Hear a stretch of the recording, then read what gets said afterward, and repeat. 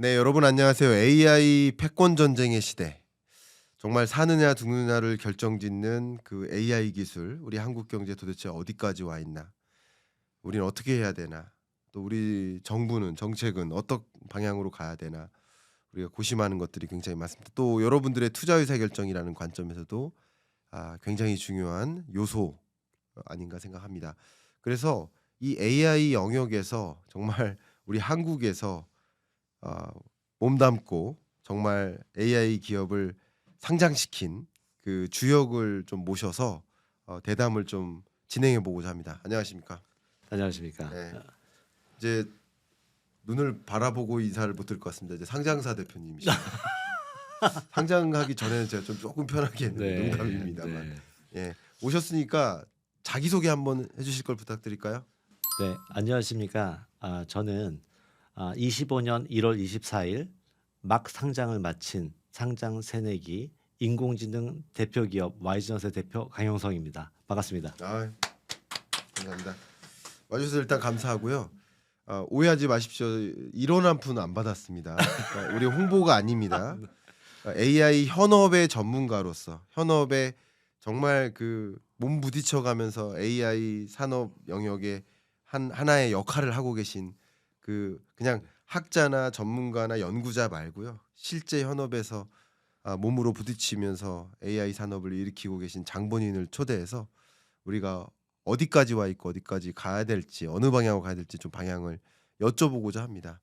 네, 한번 이렇게 큰 질문 드려보도록 하겠습니다. 네.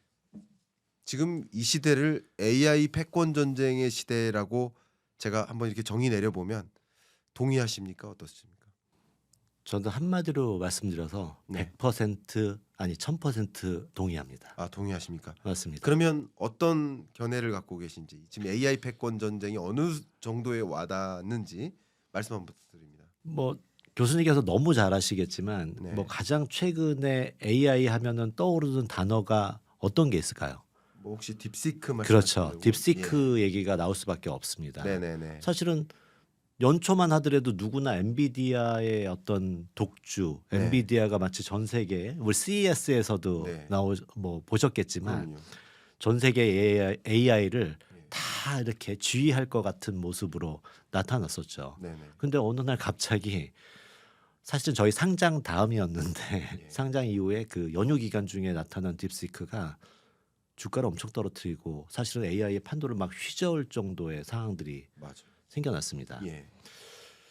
사실 우리가 그 회사가 어떠냐, 어떤 기술을 썼냐, 거기에 뭐 실제 취팅이 있어 말은 굉장히 많은데 네. 저희가 봐야 되는 포지션은 다른 측면이 있다고 보는 거죠. 네. 중국이 있다는 거잖아요. 그렇죠. 궁금해지는 게 저희 업계에서 하는 이야기 중에 한두 가지는 만약에 한국이 저걸 발표했으면은 예. 과연 엔비디아 주가가 떨어졌을까? 음. 중국이 발표했다라고 하는 부분은 여러 가지 의미를 가지고 있지 네, 않습니까? 네. 일단 뭐 우리가 AI 이야기를 하게 되면은 뭐 하드웨어나 모든 게 막 미국 주도로 가고 있기 때문에 미국과 굉장히 가까운 관계에서 또는 미국의 어떤 전반적인 흐름 속에서 뭔가를 해야 된다라고 하는 생각이 컸죠. 네. 그러니까 우리가 생각해야 되는 부분은 저쪽 기술을 빠르게 우리가 확보를 해서 또는 네. 거기 있는 장비를 우리가 빠르게 우리가 확보를 해야 된다라고 하는 네. 그런 이야기가 되게 많았는데 사실은 훨씬 열악한 상황에서 여러 가지 방법으로 뭔가를 만들어냈다. 그것도 중국이라고 네. 하는 게 굉장히 큰 충격을 줬던 부분이 되는 네. 거죠. 네. 패권 전쟁을 하고 있지 않습니까? 네. 단순히 AI를 떠나가지고 예. 뭐 경제적으로 예. 또는 뭐 국방에 있어서 이런 여러 가지 패권 전쟁이 실제로 두 나라 간에 벌어지고 있는 상황에서 누가 봐도 압도적으로 패권을 가지고 있다라고 생각했었던 미국의 대항마로서 중국이 뭔가를 만들어냈다라고 하는 것만으로도 네. 굉장히 큰 충격인 거죠. 네. 그럼 여기서 우리가 느껴야 되는 거는 예. 그럼 우리는 어떻게 해야 되지? 일본은 어떻게 할까? 네. 유럽은 지금 어떻게 할까? 네. 중동은 어떻게 하려고 하지? 이런 사항들이 생기고 과연 이 상황에 대해서 우리가 AI를 협업적으로 전 세계적으로 협업해 가면서 같이 공유하고 만들어 주면서 갈 수 있을까? 네. 이런 고민에 빠지게 되는 거죠. 좋습니다. 그러면 AI 패권 전쟁에 우리는 진입했고 그리고 그 전쟁은 현재로서는 그 전쟁의 모습이 우리는 좀 불리해 보인다. 라는 안타까운 좀 직감이 있습니다. 그러면 제가 여쭙도록 하겠습니다. 혹여나 또 여러분들이 와이즈넛 대표님이신데 네. 와이즈넛이 어떤 회사인지 궁금해하시는 분들 계실 겁니다. 저는 이렇게 말씀드려요. 가장 쉽게 여러분 뭐 카드 회사나 통신 회사나 이렇게 전화하면 이제 더 이상 상담원이 안 받으시죠? 챗봇이 받으시죠? 그 챗봇 만드는 회사입니다. 이렇게 말씀드리겠습니다. 그 AI 챗봇 우리나라 시장 점유율 1위 기업입니다. 이렇게 소개하면 될까요? 맞습니까? 네, 맞습니다. 좀 더 구체적으로 말씀 한번 해주시면 좋겠습니다. 저희 회사는 25년이 된 회사입니다. 네. 사실은 상장은 뭐 가장 최근에 했기 때문에 이제 새내기라고 저희가 말씀을 드렸지만 네. AI라고 하는 쪽에 관련돼 있는 이야기가 지금은 혹시 LLM이라고 라지 랭귀지 저희 모델이라고 저희 구독자는 다 아십니다. 다 아시죠? 예, 예. 네, 충분히 예. 그 LLM이라는 단어는 이제 일상 용어화 하시라고 맞아요. 제가 그렇게까지 강조해 드렸습니다. 혹시 몰라 조심스럽게. 아, 제가 괜찮습니다. 말씀드릴게요. 근데 사실은 라지 랭귀지 모델이잖아요. 네. 그러니까 언어를 다루는 기술이겠죠. 그렇죠. 네, 언어를 다루는 기술인데 언어를 다루는 기술이 처음에 나타난 게 언제 어떤 모습이었을 것 같으세요? 잘 생각해 보시면. 처음에요. 그러니까 초기에 우리가 느껴본 언어를 가지고 소프트웨어 기술에 쓰여졌다라고 보여지는 것 생활에서. 네. 저는 챗봇인데요. 또 그 그 전 전이 단계가 있죠. 그 챗봇의 전 단계로 이야기를 하게 되면은 검색입니다. 예. 네. 예, 그렇죠. 검색이잖아요. 검색도 엔진과 대화하는 거니까. 그렇죠. 예. 그러니까 결국에는 우리가 뭐 구글 같은 걸 보게 되면 앞에다가 검색창에다 질문을 하잖아요. 네. 오늘 경제가 어떻게 될까? 오늘 환율이 어떻게 될까? 이렇게 물어보듯이 또는 내가 관심 있는 종목을 물어보잖아요. 내가 네. 갖고 있는 주식 종목을. 근데 물어보면은 단순하게 키워드로 물어볼 수도 있고요. 또는 뭐 좀 슈퍼 유저 같은 사람들은 좀 길게 질문을 하겠죠. 뭐 네. 이런 것들을 하면은 이 말을 이해해서 해당하는 컨텐츠를 찾아주게 되는 거죠. 네. 그래서 사실은 구글이 지금 AI를 계속 한다라고 하는 것들 LLM을 뭐 나름대로 자체 LLM을 가지고 서비스를 만드는 거는 너무나 당연한 거예요. 왜냐하면 아주 옛날부터 언어 처리 기술들을 쭉 이렇게 해왔으니까. 예. 그리고 네이버도 그런 식으로 해서 지금 뭐 국내에서는 뭐 이렇게 AI 자체적인 AI 서비스를 또 만들어서 서비스도 하고 있죠. 네. 이런 것처럼 저희 회사는 그들은 이제 직접 서비스도 하고 이렇게 미디어적으로 자기네가 직접 포탈을 하고 있는 회사고 저희 와이즈넛은 누군가 그걸 하고 싶으면 네. 우리가 뭐 쇼핑몰을 만들고 싶어요.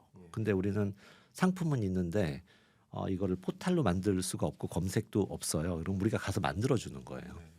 그래서 이런 식의 기술을 기반으로 쭉 해왔기 때문에 저희는 25년 동안 언어 처리 LLM이라고 하는 거에 아주 근간이 되는 언어 처리의 아주 기초적인 뭐 단어를 보고 문법적으로 해석하고 또 이런 것들을 가지고 대화를 이해하는 모델을 만들고 대화를 이해하니까 이제는 대화를 만들어내는 기술을 하고 그게 챗봇에 쓰여지고 그렇죠. 이렇게 됐던 거예요. 그래서 국내에서 저희가 검색 엔진을 저희가 누적 고객이 계약 고객 기준으로 한 5천여 고객이 있거든요. 그러니까 예. 뭐 대부분은 저희가 B2B나 B2G로 하니까 저희 회사는 잘 모르셔도 그러시죠. 알게 모르게 예. 아까 언급하셨던 뭐 쇼핑몰이나 아니면은 뭐 은행이나 또는 공공기관의 민원 서비스 하는 곳에 뭐 검색으로 질문하시거나 챗봇으로 물어보시거나 할 때 알게 모르게 저희 회사들을 많이 경험을 하셨을 겁니다. 맞습니다. 그러니까 소위 여러분들이 말씀 감사한데 스마트폰을 이용하니까 삼성전자는 잘 하시지만 맞아요. 예를 들어서 그 나라의 도시를 개발해 버리는 삼성 엔지니어링은 익숙하지 그렇죠. 않은 거예요. 그런 네, 거랑 B2B 비슷한 거죠. 기업이니까. 맞습니다. 그래서 그런 것 같다. 제가 우리 대표님을 처음 뵀던 게 대략 한 10년 전인 것 같아요. 맞아요. 맞습니다. 예, 그때 이제 정부에서 이제 산학연 네트워크 포럼이라고 해서 이제 산을 대표하는 네. 저는 이제 학연을 네. 대표하는 뭐 이렇게 그런 사람들이 모여서 우리 나라의 방향성을 같이 좀 맞습니다. 제안하고 맞습니다. 정책을 제안하는 뭐 그런 자문회의 같은 성격의 자리에서 뵀었거든요. 맞습니다. 그때부터 저는 이제 AI를 대표하는 우리나라 유니콘 기업이다라고 네. 말씀을 드려왔는데 항상 과찬이라고 제가 말씀을 드렸는데 근데 이제 꼭 상장 전에 저한테 말씀해달라고 했는데 네, 상장 후에 상장 후에 상한가 친날 전화를 주시더라고요. 예. 네, 그래서 오늘 네. 방송 여기서 접도록 하겠습니다. 농담이고요. 네. 네, 농담이고.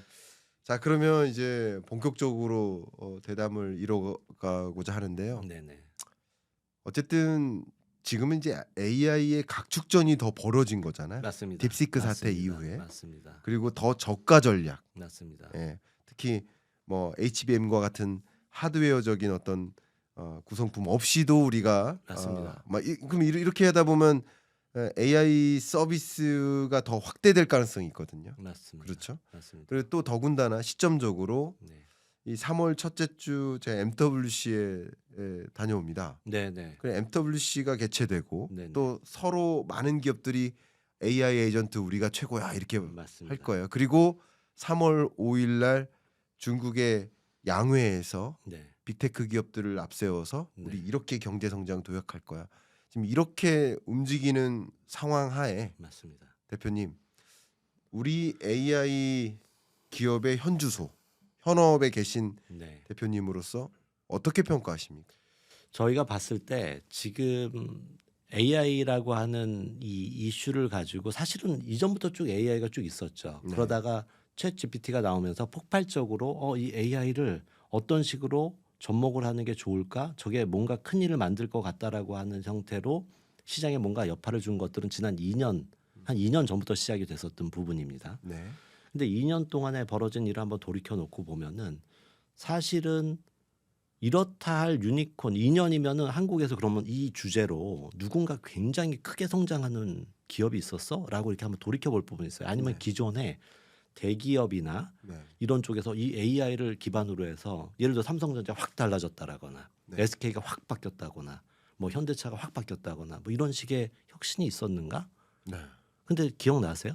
딱히? 안타깝게도 노. 이게 저는 근데 그들의 그 회사들의 내용을 보면은 다들 AI 회사라고 지금 얘기를 합니다. 아마 MWC 가신다고 하지만 통신 회사들은 다 이제 우리는 AI 회사야라고 기업이다. 예. 다 얘기를 합니다. 맞아요. 근데 와닿지 않는다고 하셨잖아요. 와닿지 않습니다. 네. 사실 지난 2년 동안 어떤 일이 벌어졌었냐면 GPT 같은 거를 우리나라에서 만들 수 있어? 저거를 우리 기업에 쓸 수 있어? 네. 뭐 이런 주제들이 막 생겼어요.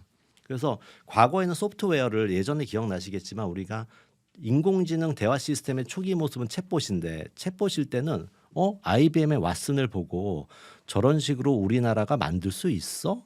어느 회사가 만들 수 있어? 하니까 몇몇 업체들이 막 나타났어요. 네. 근데 이때는 소프트웨어 기술로만 그걸 할 수가 있었어요. 그렇죠. 그러니까 하드웨어를 신경 안 써도 됐어요. 기존 서버에서도 다 돌아갔고 그 당시에 쓰였던 학습이라고 인공지능 학습 방식이라고 하는 것들 자체가 네. 사실은 하드웨어에 대해서 그렇게 심하게 고려하지 않아도 됐던 거예요. 그러면 소프트웨어 기술을 갖고 있는 회사들이 이 시장으로 가기 위해서는 진입 장벽이 없었던 거죠. 그런데 지금 어마어마한 진입 장벽이 생긴 거죠. 이쪽을 보니까 GPT나 생성형 AI에서는 하드웨어 이슈가 너무 큰 겁니다. 네. 저 정도 되려고 하면 삼성전자나 현대차 정도가 GPT 같은 거를 우리가 만들 수 없을까? 두 가지 목적으로 하나는 우리 내부에서 있는 이 업무의 혁신을 만들어낼 수 있을 것 같으니까. 네. 근데 내부에 만들려고 했더니 하드웨어가 엄청나게 필요하다는 거예요. 네. 과거에는 의식하지 않았던 사항들이죠. 예. 그렇게 되니까 그러면은 지금 할 수 있는 방법은 클라우드를 쓰는 건데 네. 클라우드로 그냥 GPT 그냥 쓰면 되잖아 해서 썼더니 문제는 클라우드의 특성은 아시겠지만 서버가 바깥에 있잖아요. 그렇죠. 그럼 우리가 막 물어볼 거 아니에요. 우리 문서를 막 올려서 물어보면 이거 내부의 핵심적인 문건들이나 혹은 우리 회사가 고민하고 있는 키워드들이 바깥으로 다 나갈 수 있잖아요. 그렇네요. 그래서 대기업을 못 쓰게 하는 거죠. 그러니까 그러면 이걸 내부에 만들 수 있지도 못하고 그럼 어떻게 쓸 수 있어? 그럼 공개되어 있는 것들을 가져다가 내부에 조금씩 만들어 볼까라고 하는 형태로 막 하다 보니까 생각보다 테스트 베드만 된 거예요. 테스트 마켓만 열리고 그냥 가능성은 되게 큰데 실질적으로 성과를 내지 못하는 형태로 생성형 AI 사업들이 좀 진행이 됐었고 예. 뭐 아시겠지만 네이버 같은 경우에는 뭐 자체적으로 지금 만든 서비스를 가지고서 뭐 해외 수출도 하고 뭐 자체적으로 이렇게 뭐 이걸 기반으로 해서 우리의 생성형 AI 초거대 AI를 쓰세요라고 이렇게 이야기를 하고 뭐 저희도 이제 같이 사업을 했던 케이스도 있긴 했는데 네. 만들고는 있지만 여전히 그 당시에도 우리는 다 쓴 게 1조인데 미국 애들은 100조씩 그냥 하드웨어부터 시작해서 투자를 막 하고 있는 거 대비해 가지고 과연 우리가 경쟁력이 있는가? 지난 2년간의 스토리가 이거였습니다.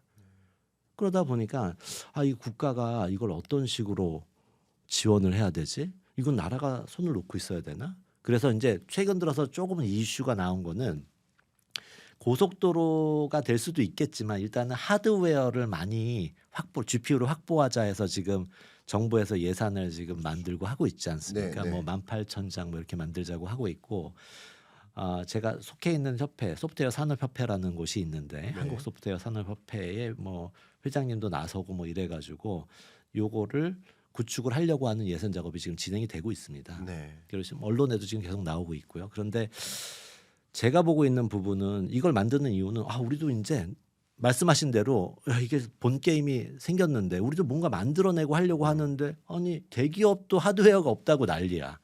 그러니까 국가가 한 50% 되고 여기 뭐 대기업들이 좀 참여해가지고 개별로 조금씩 사지 말고 같이 붙여서 SPC 하나 짜가지고 하나를 만들자. 네. 그래서 GPU 18,000장을 확보합시다라고 하는 것으로 지금 사업을 이제 준비를 하고 실제로 지금 진행이 되고 있습니다. 네. 근데 이제 저는 이제 이걸 이렇게 보면서 느끼는 게 이제 고속도로라고 하는 게 그냥 길만 까는 건 아니잖아요. 예. 이건 GPU고 하드웨어의 이슈만이잖아요. 근데 사실은 이 AI라고 하는 말에 너무 많은 게 매몰되어 있는 게 문제 같아요. 생태계가 되려고 하면은 하드웨어도 있고요. 하드웨어 위에 LLM도 있고 네. LLM을 만들어도 이게 LLM은 일종의 학생 같은 그러니까 고등학교까지 전인 교육을 받은 지능 같은 거거든요. 네, 네. 그냥 말할 줄 알고 뭐 산수도 잘하고 해요. 근데 여기에 이제 우리가 전문가 영역으로 해당될 수 있는 LLM들을 이렇게 만들 수가 있죠. SLLM이라고도 하고 요새는 그걸 일종의 인더스트리별이나 아니면은 뭐 인더스트리에 특화되어 있는 LLM 뭐 이런 표현들을 씁니다. 네. 전문적 LLM이라고 표현할 수가 있죠. 그러니까 우리가 고등학교 때까지는 그냥 똑같이 다니다가 뭐 교수님처럼 경제 전문가가 되려면 경제학과 가가지고 경제학을 공부하잖아요. 네, 그때부터는 요때랑 다른 걸 하고 뭐 누군가 의사가 되려면 의대에 가가지고 의학에 관련돼 있는 지식을 쌓게 되잖아요. 그렇죠. 근데 요거랑 이 아래 거 상관이 없는 건 아니에요. 대화법도 쓰고 여러 가지가 섞입니다. 그러니까 기본적인 베이스 모델에다가 이제 요 특화되어 있는 인더스트리별 모델을 또 얹게 되는 거죠. 네. 그러면 우리가 생각하는 고속도로의 범위는 어디까지일까? 지금은 요 부분에 대해서는 아주 베이스가 되는 하드웨어를 우선 확보하자지만 제가 보기에는 그 위에 요 고등학교 전인 교육까지 해당되는 이 전반에 대해서는 국가가 좀 R&D를 해야 되지 않을까라는 네. 생각을 저는 합니다. 아직은 이 얘기를 하고 계신 분들이 많지가 않은데 네. 이거를 해야 이 위에서 중소기업들이 이제 막 벤처들이 막 올라가 가지고 나는 예를 들자 에이전트라는 표현 쓰셨는데 에이전트의 역할이 닥터 그러니까 의사라고 쳐봐도 여러 의사분이 있잖아요. 정형외과도 있고 성형외과도 있고 흉부외과도 있고 또 예. 간호사 의료행위 자체 안에는 뭐 간호사분들의 영역도 있고 다 다르잖아요. 예. 이게 에이전트 수와 같은 거예요. 그러면 거기에 다 특화된 모델들을 가지고 내가 사업 모델을 짤 수가 있잖아요. 네. 예를 들어 헬스케어에서도 만성질환 쪽 그런 에이전트가 딱 생겨가지고 뭐 누군가 쓸 수 있게 해준다. 그럼 그 산업이 요 베이스 위에서 막 생겨날 거잖아요. 그러니까 이런 걸 육성하다 보면은 자연스럽게 뭐 우리나라에서 특화되어 있는 서비스가 글로벌로 갈 수도 있는 거고요. 뭐 이런 형태의 베이스를 좀 깔아주는 것들이 이제는 좀 필요하지 않을까 이런 너무- 생각을 좀 하고 있습니다. 너무 중요한 말씀을 주셨어요. 예를 들면 네. 조금 좀 다른 관점에서 우리 한국에 와서 뭐 기업하세요. 뭐 우리 고속도로 운전하다 보면 각 시마다 자기 시를 홍보하는데 멘트가 똑같아요. 네, 기업하기 좋은 도시. 맞습니다. 그럼 기업하기 좋은 도시는 뭔가요? 도로 인프라 확충돼 있고, 통신 인프라 확충돼 있고, 전력 인프라 확충돼 있고. 네, 그러니까 기업할 만한 환경을 만들어줘야 되는 거거든요. 맞죠. 근데 AI 할 만한 환경을 만들어줘야 돼요. 맞습니다. 근데 고속도로에 일단 시멘트를 입히고 아스팔트를 깔고 거기에 도로에 이제 뭐 줄 색을 칠한다고 했을 때 네, 지금 시멘트만 칠해져 있는 거야. 맞죠. 그럼 아스팔트 깔고 도로를 명확하게 구분시켜 줄 수 있는 좋은 환경을 만들어주고 기업할 수 있게 하는 거예요. 맞습니다. 근데 지금 상황에서 우리나라의 지금 AI 인프라 상황은 네, 스스로 아스팔트 깔고 스스로 도로에 맞아요. 이 색칠한 다음에 주행하라는 얘기밖에 더 되는 거 아닌가요? 지난 몇 년 동안의 상황들이 사실은 개별 기업들이 그래서 그걸 막 시도를 했던 거죠. 네. 그러다 보니까 이게 안 되겠으니까 뭐 나온 얘기는 그렇다면은 예. 정부가 그 사업인 그러니까 정부가 51%를 확충해 주고 네. 개별 기업들이 그냥 지각각 깔다 보니까 문제가 뭐가 생기겠습니까? 사실은 표준화된 규격에 대한 합의들이나 이런 게 있어야 차선의 폭도 정하고 글로벌 스탠다드 이런 걸 다 정해줘서 그 위에서 우리 뭐로 이제 자동차를 만들거나 네. 뭐 그럼 신호등도 생기고 뭐 여러 가지가 그 후에 막 올라갈 거잖아요. 예. 근데 이런 거에 대한 아주 베이스가 되는 기반을 SOC처럼 만들어주고 거기에 따른 규약 제도들을 이제 쭉 만들어주게 되면은 자연스럽게 생태계가 돌아갈 거다라고 보여지는 거죠. 그래서 제가 말씀드리고자 하는 게 AI를 너무 뭉뚱그려서 얘기를 하다 보니까 어떤 현상이 생기냐면 어느 날은 LLM이 AI 단 줄 알아요. 아. 그러다 어느 날 갑자기 엔비디아가 AI인 줄 알아요. 하드웨어가 다 AI고 뭐 예를 들자면 뭐 MPU가 AI고 이게 다 주제가 동네 축구 하듯이 뭐 하드웨어 이슈로 쏠렸다가 갑자기 LLM 이슈로 쏠렸다가 뭐 이게 다시 뭐 다른 주제로 자꾸 왔다 갔다 하는 경향이 생기는데 사실은 그 안에 생태계부터 차근히 잘 따져보고 아 요거 베이스 이거는 인프라 성격까지는 정부가 커버를 해주고 이 부분은 뭐 대기업이 좀 뭔가 역할을 해주고 네. 여기는 이제 생태계가 돼서 중소기업, 뭐 벤처기업, 스타트업들이 이렇게 형성이 될 수 있도록 좀 짜주게 되면은 네. 정책도 적재적소에 생기리라고 봅니다. 왜냐하면 이걸 하나의 키워드로만 바라보면 너무 뭉뚱그려져서 얘기가 되잖아요. 네. 네. 그러니까 이게 적재적소에 맞는 정책으로 또 세분화돼야 되는 필요도 있고요. 하드웨어 확충도 그렇고 그 위에 뭐 소프트웨어 AI 소프트웨어 R&D를 기간 사업으로 해야 되는 범위, 그다음에 여기 개별 기업들이 경쟁할 수 있는 생태계, 뭐 이런 형태들을 좀 세밀하게 좀 준비를 해야 되고 대응해야 소위 말하는 이 패권 전쟁에 있어 가지고 우리가 뭔가 국내에 있는 많은 소프트웨어 엔지니어들이나 뭐 이런 사람들이 그 우리나라 자체의 AI 경쟁력을 높여갈 수 있는 활동들이 가능하다라고 봅니다. 말씀 감사하고요. 그 주신 조언 네, 정말 많은 뭐 우리 이 경제 읽어준 남자 채널 구독자분들이 네, 네, 뭐 각계각층에 자리하고 계세요. 네, 예. 정말 이게 한 기업만을 위한 게 아니라 네, 네. 우리나라의 미래를 놓고 네. 경제를 놓고 참 이런 부분 우리가 더 한 발 더 나아갈 준비가 필요하다라는 말씀을 좀 먼저 드립니다.